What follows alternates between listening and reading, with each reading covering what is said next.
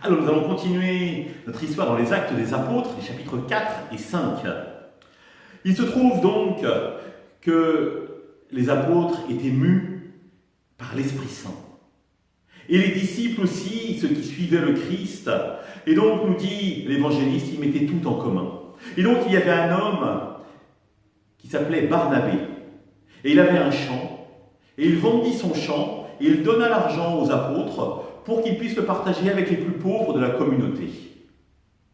Les apôtres le remercièrent grandement. Et il y avait deux autres personnes de la communauté, Ananie et sa femme Saphira. Et aussi, il y avait un champ. Et ils trouvaient finalement que les apôtres avaient beaucoup honoré Barnabé pour le don qu'il avait fait. Et ils s'étaient dit, pourquoi pas, nous aussi, on pourrait vendre le champ et donner aux apôtres, comme ça on serait honoré par la communauté. Mais ils se disaient, on va peut-être pas tout donner quand même, on va garder une partie pour nous. Alors, ils vendirent leur champ, ils gardèrent une partie pour eux, et Ananie va voir Pierre, et lui donne, voilà, nous avons vendu notre champ, et nous donnons le prix du champ à la communauté, pour que vous puissiez les partager avec les pauvres. Et Pierre le regarde et lui dit, as-tu vraiment donné tout le prix du champ? Et elle a dit, oh oui, je suis quelqu'un de généreux. Et Pierre lui dit, pourquoi mens-tu? En mentant à la communauté, c'est à Dieu que tu mens.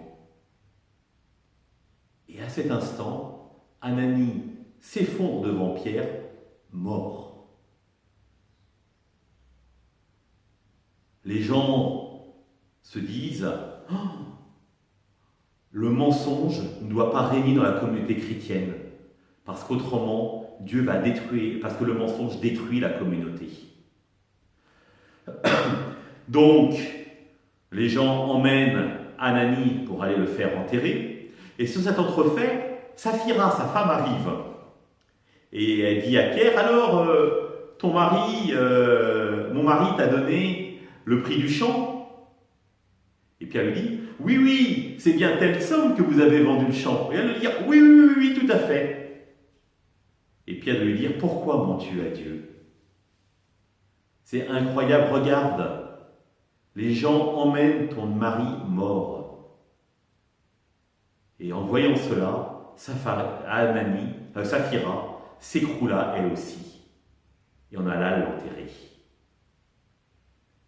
Le mensonge est destructeur et détruit la communauté. C'est pourquoi il est important d'être en vérité devant Dieu, devant ses frères et sœurs. Les gens, évidemment, voient les apôtres vivre, voient les disciples vivre et les apôtres faire des miracles.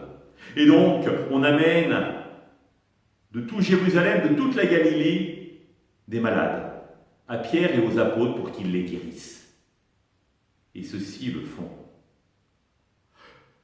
Les prêtres, les grands prêtres, sont énervés de voir tous ces miracles réalisés, et donc ils convoquent à nouveau Pierre et Jean. Et leur disent, nous vous avions interdit de parler de cet homme, et vous en parlez ouvertement en public, et en plus on dit que vous faites des miracles. Nous vous interdisons maintenant de parler.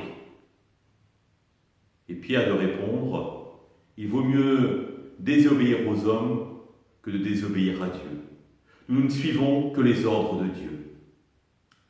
Alors, un pharisien, un homme sage nommé Gamaliel, fait sortir les deux Pierre et Jean, les deux apôtres, et s'adresse à ses frères, pharisiens, scribes et grands prêtres, en leur disant, « Frères, il y a quelques années de cela, nous avons eu des meneurs d'hommes aussi, qui ont suscité des révoltes dans le peuple. Pensez à Teudas, qui a emmené avec lui plus de 100 personnes et qui a mis le désordre dans le peuple. Mais il s'est écroulé de lui-même, car il n'était pas inspiré par Dieu. Laissez donc ces hommes agir. S'ils ne sont pas inspirés par Dieu, cela mourra de lui-même. La communauté mourra d'elle-même. S'ils sont inspirés par Dieu, ne risquez pas d'entrer en conflit avec Dieu. car là vous seriez sûr de perdre. Les grands prêtres, les scribes, les pharisiens trouvèrent l'avis de Gamaliel juste. Donc convoquèrent Pierre et Jean, les firent battre quand même, et les renvoya chez eux.